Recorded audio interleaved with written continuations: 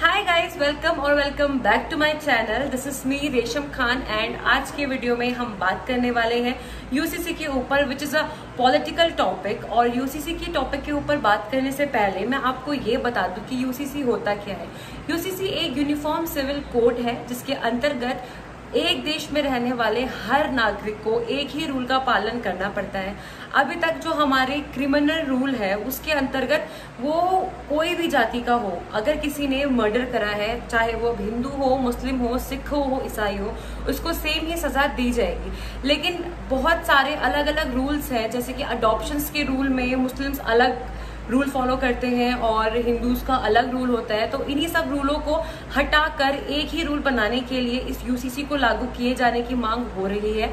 लेकिन इस यूसीसी के आने से जो समाज है वो दो वर्ग में बढ़ चुका है। एक साइड बोलती है कि यूसीसी लागू होनी चाहिए और एक साइड बोलती है कि यूसीसी लागू नहीं होनी चाहिए।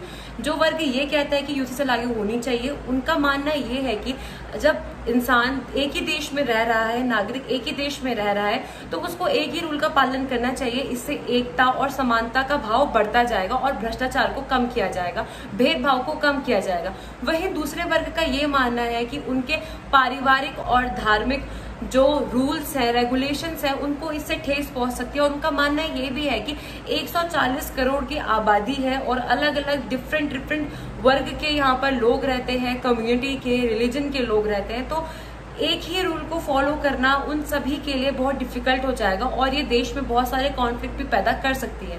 वहीं पीएम मोदी ने अपने भाषण में ये भी बताया था कि विपक्ष दल यूसीसी को लागू ना होने के लिए मुसलमानों को अपना सहायक बना रहे हैं। उनका कहना ये है कि अगर वो मुसलमानों के इतने ही सहायक होते तो आज तक मुसलमान शिक्षा के मामले में और नौकरी के मामले में पिछड़ा हुआ नहीं होता।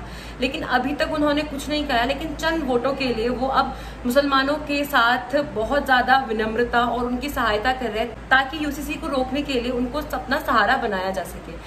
इनमें से कुछ रूल्स के बारे में मैं आपको बता दूं कि यूसीसी में क्या क्या लागू होने वाला है। लड़कियों की शादी की उम्र को ग्रेजुएशन के लिए बढ़ाया जाएगा। ग्राम स्तर पर शादी के रजिस्ट्रेशन की सुविधा होगी। बहुविवाह पर पूरी तरह से रोक लगाने की भी इसमें मांग की गई है। उत्तराधिकार में लड़का और लड़की का पद बराबर होना चाहिए। नौकरी पेशा बेटे की मौत पर पत्नी को संभालना होगा माता पिता की जिम्मेदारी। पत्नी की मौत के बाद उसके अकेले माता पिता का सहारा बनेगा पति। मुस्लिम महिलाओं को गोद लेने का हक मिलेगा। प्रक्रिया आसान की जाएगी। हलाला और इद्दत पर पूरी तरह से रोक लगाई जाएगी। लिव इन रिलेशनशिप का डिक्लेरेशन देना होगा। बच्चे के अनाथ होने पर गार्जियनशिप की प्रक्रिया भी आसान कर दी जाएगी। साथ ही साथ पति पत्नी में झगड़ा होने पर बच्चे की कस्टडी ग्रैंड पेरेंट्स को दी जाएगी। जनसंख्या नियंत्रण पर भी बात होगी।